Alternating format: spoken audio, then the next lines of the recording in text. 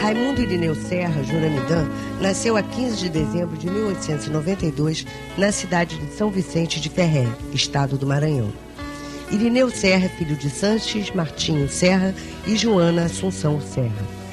Viveu na companhia de seus pais até 1912, quando saiu de sua terra natal com destino ao Acre, no antigo território. Passou pela capital, destinando-se à costa do Peru, onde conheceu Antônio Costa e André Costa. Do encontro com Antônio Costa, ainda em 1912, foi que Irineu Serra conheceu a bebida de origem indígena, chamada na região por ayahuasca, fazendo assim a junção étnica dos povos formadores das raças brasileiras. O mestre Irineu Serra complementava a união das raças no conhecimento da ancestral bebida, indo posteriormente passar por uma fase de profundos conhecimentos com os segredos e mistérios das matas amazônicas, onde trabalhou como seringueiro, operário agricultor, participando da comissão de limites que demarcou as fronteiras do Acre com o Peru e Bolívia. Em 1917, fixou moradia em Brasileia, onde teve seu único filho, Valcírio Genésio da Silva. Em 1931, passou a morar definitivamente em Rio Branco, estabelecendo-se primeiramente nas terras onde hoje é o Quarto Bis, e em seguida instalando-se na Vila Ivonete, nas terras do antigo seringalista Barros, onde começou a formar sua doutrina. Após construir uma casinha de barro e iniciar plantações para seu autossustento, passou a organizar pacientemente sua doutrina.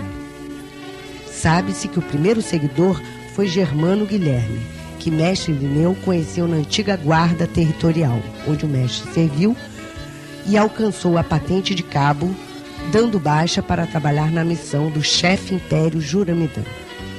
Em 1945, já com grande número de seguidores, mestre Irineu muda-se para a colocação Espalhado, local rico em mata nativa, parte de um projeto de colonização desenvolvido pelo governador José Guiomar dos Santos, de quem era grande amigo. Batizado como Alto Santa Cruz, é nesse local que mestre Irineu viveu até sua passagem para a vida espiritual, a 6 de julho de 1971, deixando sua esposa Peregrina Gomes Serra e um grupo de discípulos encarregados de dar continuidade aos seus trabalhos, aos quais assiste, enviando do mundo espiritual preciosas forças e ensinamentos. Seu inário, que revela toda a grandeza de sua doutrina, é cantado nas principais datas do calendário cristão.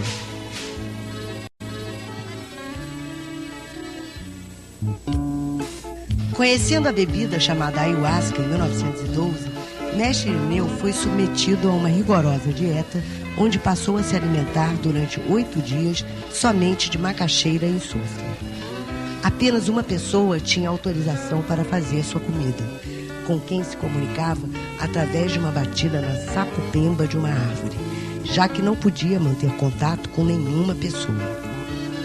É dessa experiência que mestre Irineu inicia seu aprendizado com os trabalhos da rainha, aprendendo a confeccionar a bebida de nome ayahuasca, batizada pelo mestre Irineu posteriormente como Santo Daime. A certa altura de sua dieta, dentro de seu aprendizado, o seu companheiro, penalizado com seu sacrifício, pensou em colocar uma porção de sal em sua comida. Foi quando teve uma de suas revelações. O mestre pensou: tentaram colocar sal em minha comida. Pensou que já estava adivinhando. Mas deu-se conta: eu não estou adivinhando, porque estão me dizendo. Ao retornar para casa, o mestre falou para seu companheiro: você ia colocando sal em minha comida? Então o companheiro respondeu: você pode seguir nessa missão, que é boa mesmo. Antes de irem para a mata, há toda uma preparação através da abstinência sexual de 3 dias antes do dia da procura do cipó jagube, Banisteriop Kaap, que se dá no período da força da lua nova. De acordo com a quantidade de jagube retirado, é que se estabelece a quantidade de sacos de folhas a se retirar nas matas. Da mata, Após colhidos pelos soldados da Rainha da Floresta, o cipó e a folha são preparados para o processo de limpeza. A folha é cuidadosamente limpa por homens e mulheres em ritual simples, num encontro previamente marcado, não sendo permitida a participação de mulheres no período menstrual. O jagube é limpo e arrumado para a bateção. Parte da equipe se responsabiliza pelo trabalho da lenha, material utilizado para fazer o fogo que é colocado nas fornalhas. É na batição que o santo daime é confeccionado. O cipó é macerado por turmas de 12 homens que revezam-se em etapas, de acordo com a resistência de cada um.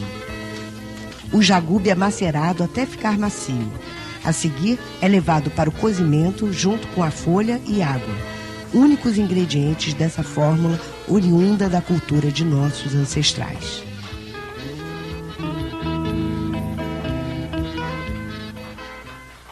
O daime é feito 3 dias depois da lua nova, né? Se corta o jagube, mede-se todo, não tem uma só. Passei um trabalho prefeito, o jagube tem que ser cortado todinho numa medida só. Até aquelas pontinhas que passam tem que ser reta, né? Para não dar interferência, né? E aí se bate ele, primeiro coloca-se a folha, começa com folha e termina com folha, né? E deixa cozinhar, aí é o ponto que dá a divindade, né?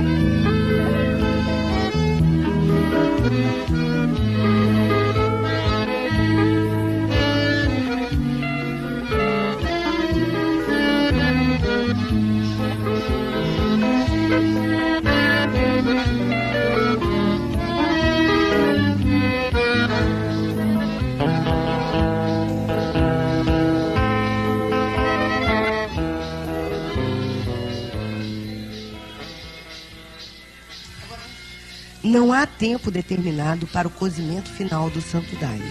Quem está fazendo a apuração é inspirado por Deus, onde faz-se somente uma base de cálculo.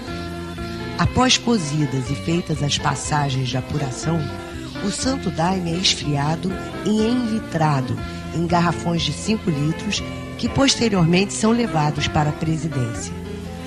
O gestor faz um relatório de prestação de contas de todo o trabalho, apresentado de acordo com as regras estatutárias aos sócios do centro.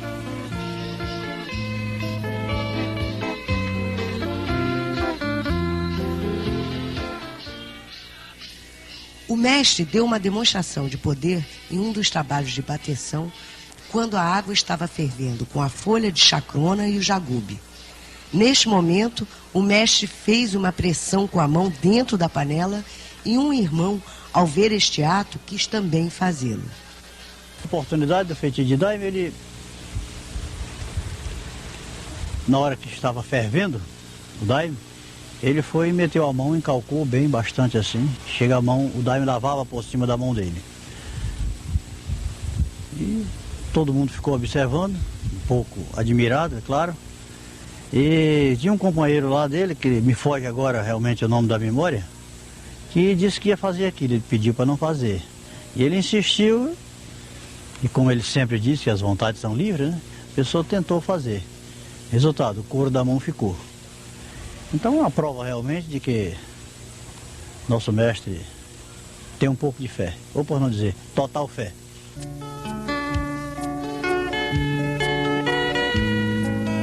A concentração a finalidade dela é que a gente, é o dia que a gente pode mirar para ver o que é preciso sobre a pessoa da gente, a vida da gente, receber uma cura, né? O trabalho de concentração foi o primeiro instituído no processo de formação da doutrina, onde foi estabelecido pelo senhor Raimundo Irineu Serra a dieta de abstinência sexual por 3 dias antes e depois de tomar o Santo Daime. O trabalho de concentração é iniciado com a ordem de distribuição do Santo Daime. Homens e mulheres recebem a bebida e posicionam-se nas fileiras de concentração. Em seguida, o comandante escolhe as pessoas para compor a mesa de direção dos trabalhos. É feita a leitura do decreto de serviço. A diretoria do Centro de Iluminação Cristã Luz Universal, Ciclo, dando continuidade à obra de Raimundo Irineu Serra de Uramidã, patrono e fundador desta missão, falecido em 6 de julho de 1971, vem por meio deste despertar e fortalecer os interesses e deveres de cada sócio desta casa. Para se firmar esta corrente, necessário se faz a habilitação do mais profundo silêncio, não sendo permitido conversar na hora de concentração efetuada e não fumar dentro do recinto de trabalho em desrespeito ao culto, podendo, entretanto, fazê-lo em lugar reservado e só sair em caso de extrema necessidade.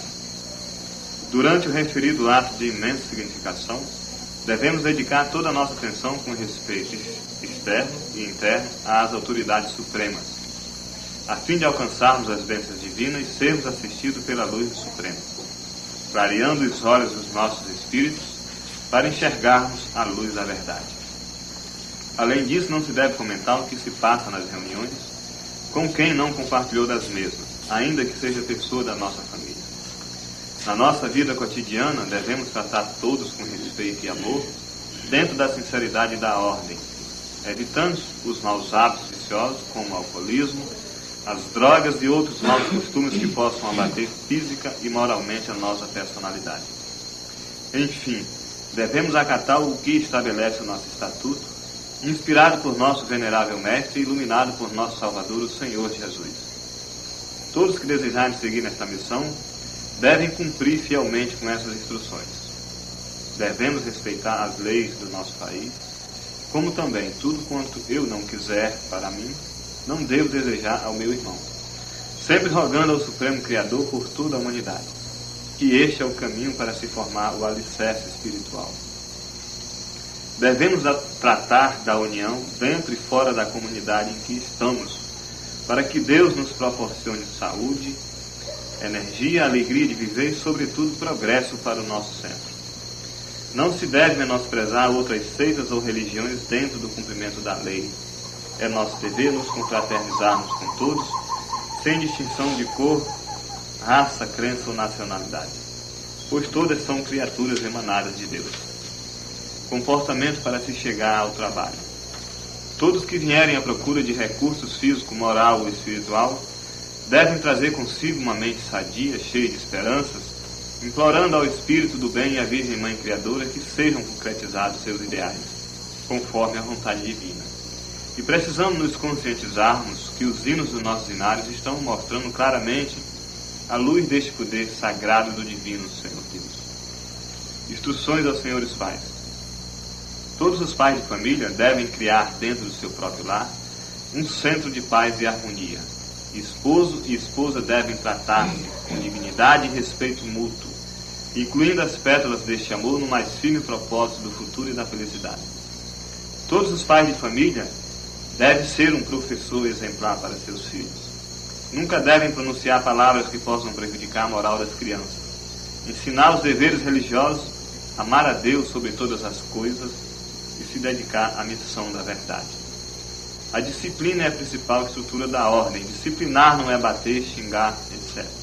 Disciplinar é educar, motivar, desenvolver os conhecimentos básicos da vida humana.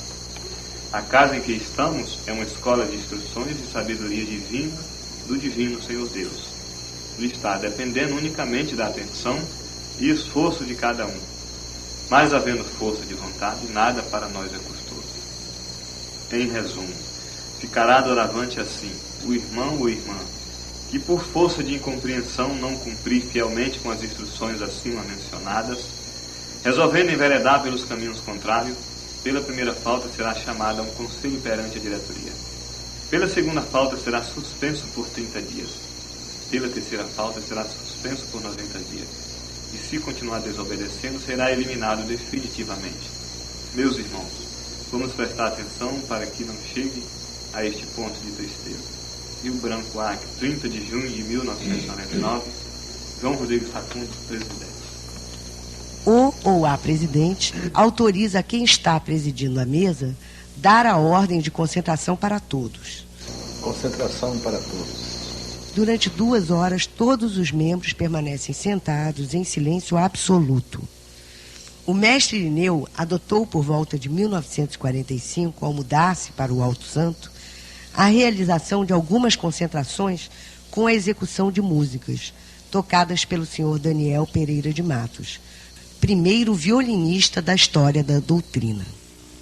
Novas adaptações foram implantadas pelo mestre imperador a partir de 1963, com a regulamentação da data de 27 para os trabalhos do Círculo Esotérico na sede do mestre, e às segundas-feiras na casa do presidente do Círculo Esotérico, senhor Francisco Ferreira, o Chico Enfermeiro, mais conhecido como Chico da Pipoca.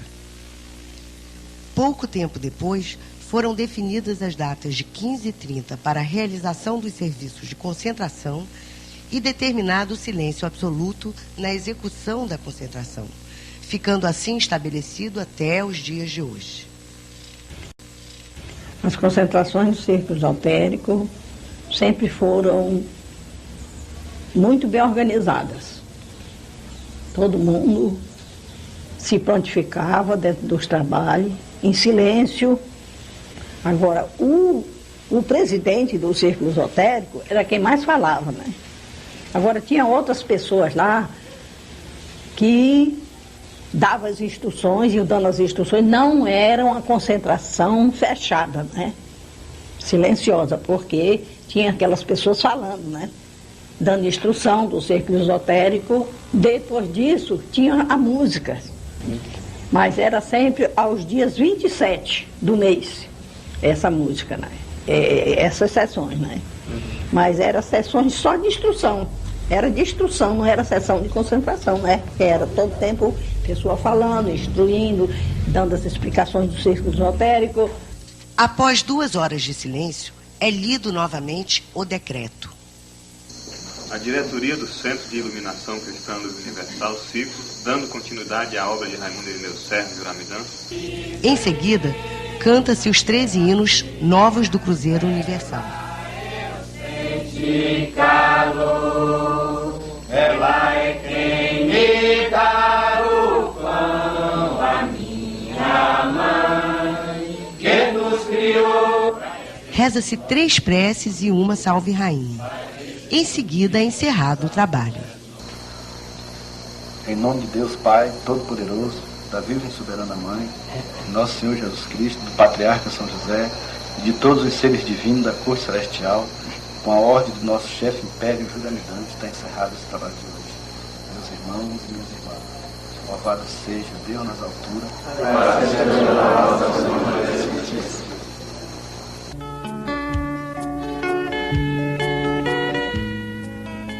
Houve sempre uma preocupação de mestre Irineu para a institucionalização de seus trabalhos. Pode-se afirmar que uma das primeiras medidas nesse sentido foi a personalização da farda de concentração. O mestre sempre falava que tinha de organizar uma farda de concentração, né? Porque a nossa farda só era farda oficial. Então ele esquematizou tudo como devia ser a farda azul, né? Azul, pelo menos da mulher. Saia azul, blusa branca, com aquelas letras no bolso aqui, aquelas letras C, R e F, né? Simboliza Centro da Rainha da Floresta. Paralelo à instituição das fardas, por volta de 1935, aconteceu o primeiro inário da história da doutrina. Foi a comemoração de São João Batista, a 23 de junho de 1935, na Vila Ivonete, na casa da senhora Maria Damião. Era muito poucas pessoas. Nesse tempo meu pai ainda era vivo, né? Então, só tinha 2 hinos do irmão Germano Guilherme e 2 do João Pereira. Cada um tinha 2 hinos. E o cruzeiro, apenas 5. Que quando nós chegamos na casa do mestre, eu com meu pai, né?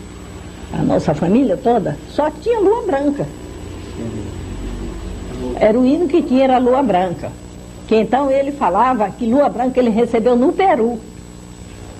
E trouxe para cá, né? Que quando nós chegamos, logo há poucos dias, ele recebeu o Tuperci, né? Aí eu era criança naquele tempo, né? Eu tinha 9 anos. Mas eu, curiosa, eu disse, eu vou ver. Saiu o Tuperci, logo lá veio o Ripi, né?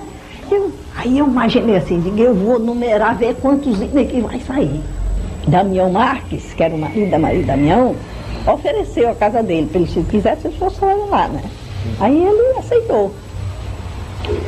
Aí nós fomos. A gente cantava cada hino repetido 3 vezes, para aumentar, né? 3 vezes, cada um. Quando chegava no último, voltava a começar de novo, porque era pouco demais, né? Até quando chegou lá pelas 11 horas da noite, aí deu intervalo. Nessas alturas, precisava você ver uma mesa repleta. Era tanta da comida, tanta da coisa. Então lá se vê, a pessoa toda vê. Papai do céu, do coração, que hoje nesse dia foi quem deu o nosso pão. Graças a mamãe, mamãe do céu, do coração, que hoje nesse dia foi quem deu o nosso pão. Louvado seja Deus. Aí para poder todo mundo participar daquela mesa, né? Assim passamos a noite, né? Depois de tudo, vamos cantar novamente amanhã no dia. Com 9 hinos apenas.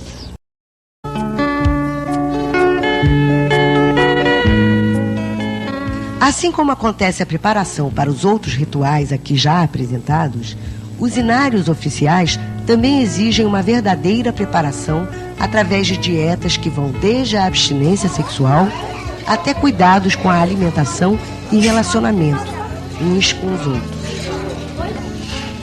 A abertura do trabalho oficial se dá às 18 horas com a chamada pela batida do maracá, que adverte para a reza do terço. Todos ficam enfileirados usando fardas brancas. Em seguida, toma-se o santo daime e formam-se filas, por critério de altura, em ordem decrescente, separando-se os homens das mulheres, sendo que as primeiras filas frontais compõem-se de 7 membros, para o início dos cânticos. O inário é oficialmente aberto com os hinos Sol, Lua, Estrela e Devo Amar Aquela Luz. E em seguida, canta-se o inário de Germano Guilherme. Só então continua com o Cruzeiro Universal, recebido pelo mestre imperador Raimundo Irineu Serra. As filas são organizadas conforme as orientações dos comandantes, masculino e feminino, de acordo com a ordem deixada pelo mestre imperador. A entrada e saída dos membros da forma é permitida da seguinte maneira. Ao entrar, faz-se um cumprimento com a mão esquerda, que é correspondido pela primeira pessoa do pelotão. E ao sair, cumprimenta-se novamente e passa-se 3 hinos fora da fila. O não cumprimento desta ordem implica em um membro ser alertado para o retorno à sua posição de baile. Durante a execução do inário, determinado membro autorizado pela direção dá vivas em louvor às autoridades supremas, que são respondidas pelo batalhão. Viva! Viva o Santo Cruzeiro! Viva! Viva! Momento complementado com fogos e elevação do louvor no salão. Na primeira coluna, canta-se bailando e faz-se ritmos com o maracá.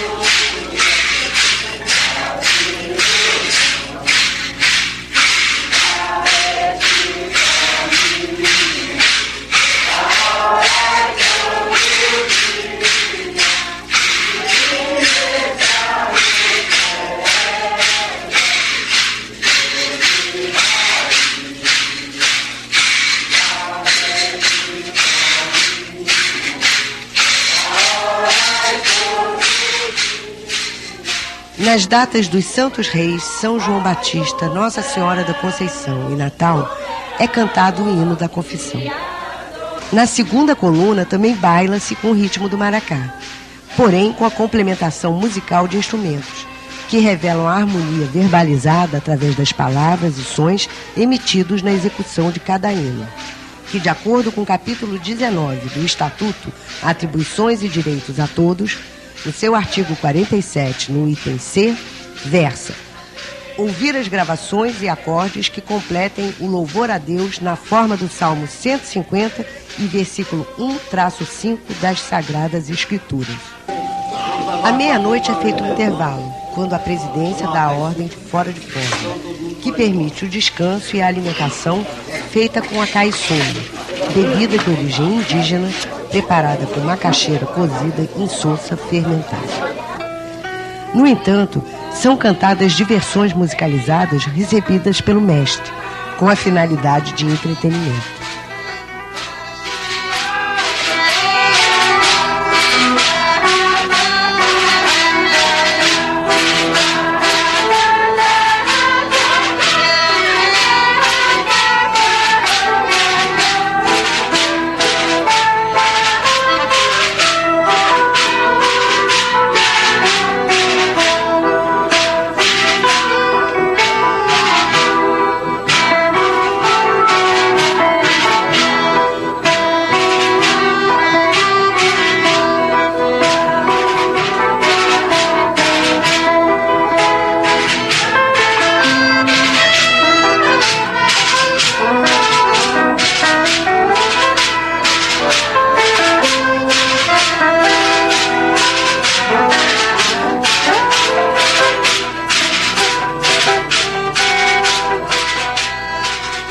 Para o retorno ao trabalho, o batalhão é novamente convocado através da batida do maracá.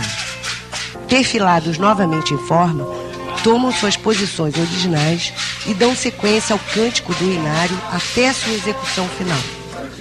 Momento em que é rezado 3 preces com a Salve Rainha e fechado o trabalho com as palavras de encerramento. Em nome de Deus Pai, Davi soberano do mundo, de nosso Senhor Jesus Cristo, Senhor Patriarca São José e de todos os seres divinos da corte celestial, com a voz do nosso chefe Pérez Juramidã, está encerrado o trabalho da noite de São João. Meus irmãos e minhas irmãs, louvado seja Deus nas alturas.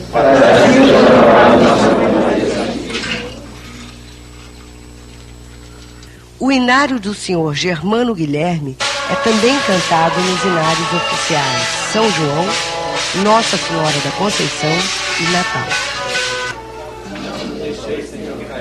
Nos inários de São João e Natal, realiza-se batismos nas crianças. A humildade de Mestre Irineu foi notadamente demonstrada durante sua passagem pela vida aqui na Terra, como, por exemplo, no momento em que ele saía de um arraial que estava sendo realizado, onde hoje está localizado o seu túmulo. O senhor Privato José de Macedo conta da seguinte forma: eu admirei foi a humildade dele, né? De dizer que o Leôncio tinha oferecido o carro para levar ele. E achou que deveria ir mesmo de pés, porque estava castigando um pouco a matéria, né? Foram deixados pelo mestre Irineu os inários da Semana Santa e finados, como inários extraoficiais, assim chamados por serem executados com fardamento azul. Ressalva-se, no entanto, apenas um detalhe importante: estes trabalhos não recebem a ritmização com instrumentos musicais.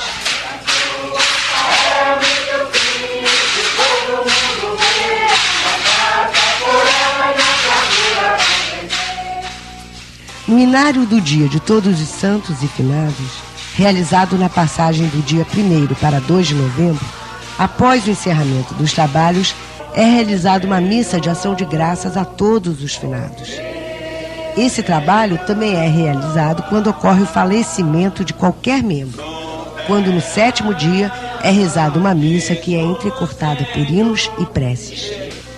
Em datas de aniversário de membros, Comemora-se também com a execução de inários extraoficiais, casos em que canta-se e dá-se vivas em homenagem ao aniversariante.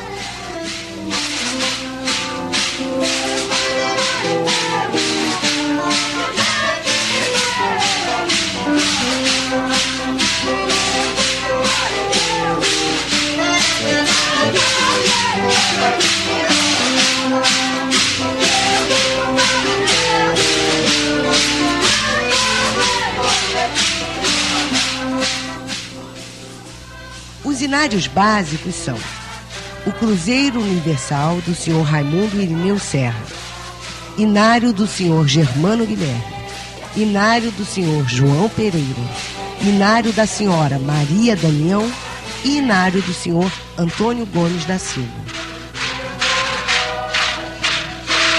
Estabelecido desde a instituição da seção de concentração, o trabalho de cura é parte das origens dessa doutrina e surgiu em 1931, ainda na Vila Ivonete. Às quarta-feiras, é serviço de concentração. Começou pelas concentrações. Sim.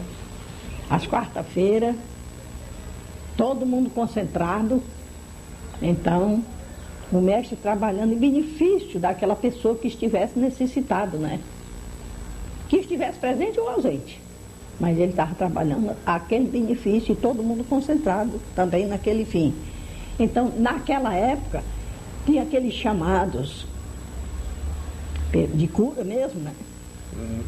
Então, ele chamava, silenciosamente ele chamava.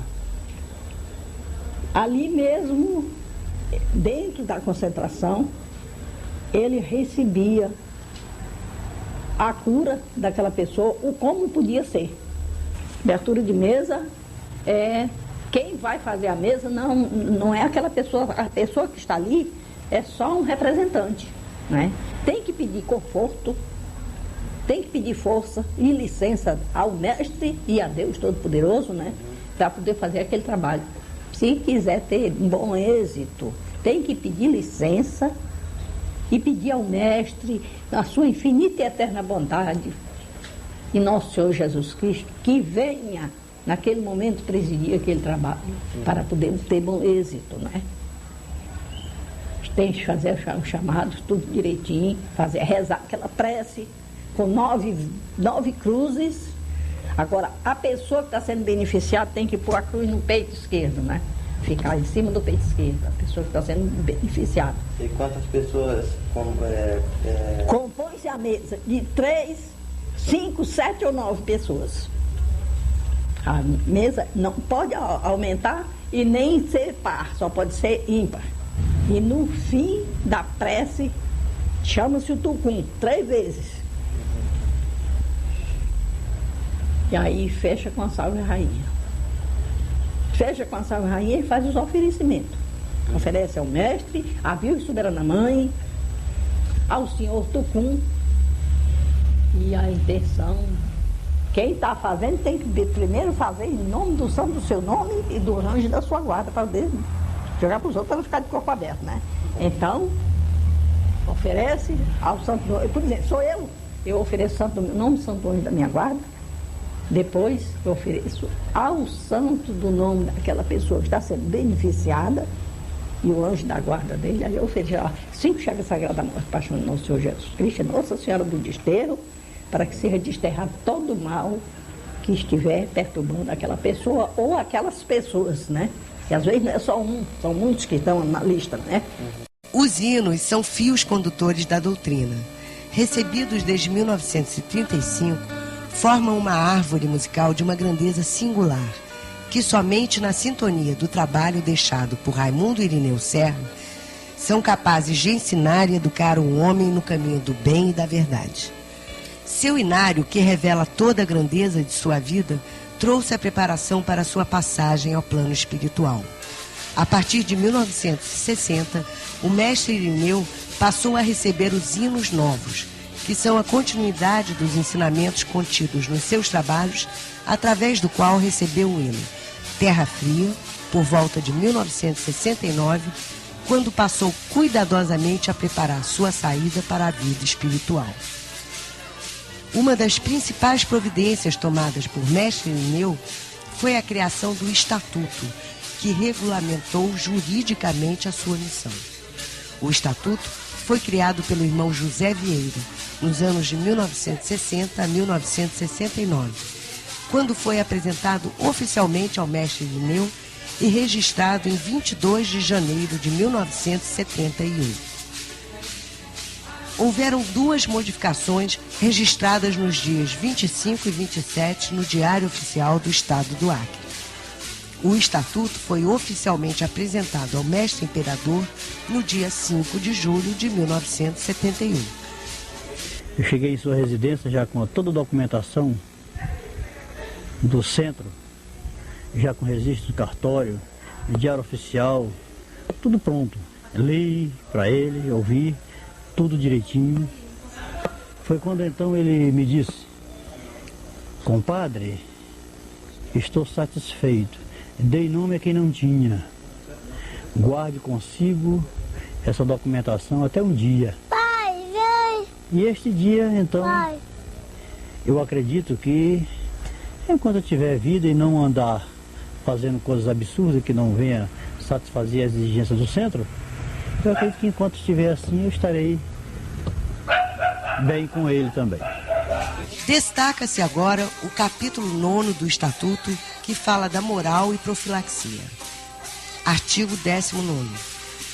Capitulando pela moral e a saúde da agremiação, a todos é vedado, na forma da alínea B e artigo na Constituição e Decreto-Lei 159 e artigo 281 do Código Penal e afins, o uso ou tráfico dos inebriantes, refurtando-se a morfina, a heroína, a cocaína, maconha, a marihuana, a cachaça, o LSD e outros também de efeito deletério, incompatíveis com a dignidade humana, os quais obscureçam a consciência e os sentimentos nobres, levando à perversão e ao fatalismo suas vítimas na ânsia insopitável de alegrias fortuitas e degradações.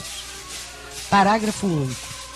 Requinta-se na insensatez da libação e tripudiar as finalidades da alma é mergulhar o ego em panaceia de ilusões e atos que aviltam a integridade moral e comprometem a saúde, a personalidade, levando suas vítimas ao escravismo vicioso e ao fim constritador expresso em 1 Coríntios 6,10 e afins, cujos viciados não entrarão no reino dos céus.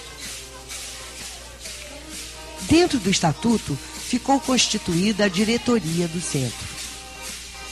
Conselho Superior e Constituição. Mestre Imperador, Raimundo Irineu Serra. Mestre Imediato, Leôncio Gomes da Silva. Conselheiro, José Francisco das Neves Júnior.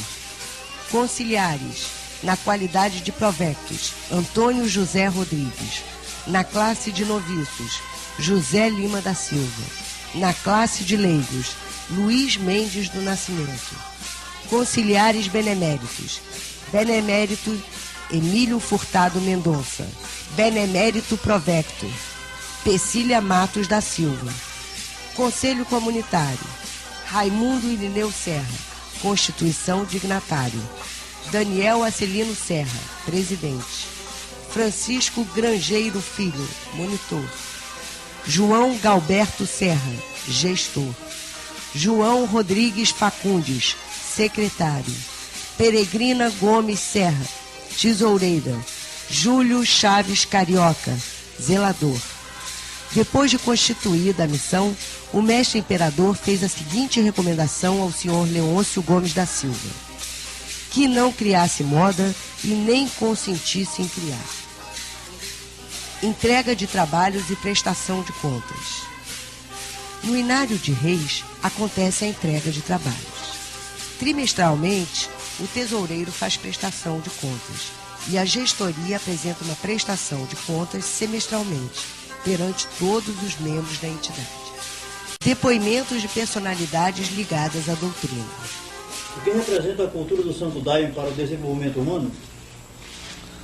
Bom, eu posso falar do que representa a doutrina do Santo Daime para o desenvolvimento humano a partir da minha experiência pessoal, do que representa para mim.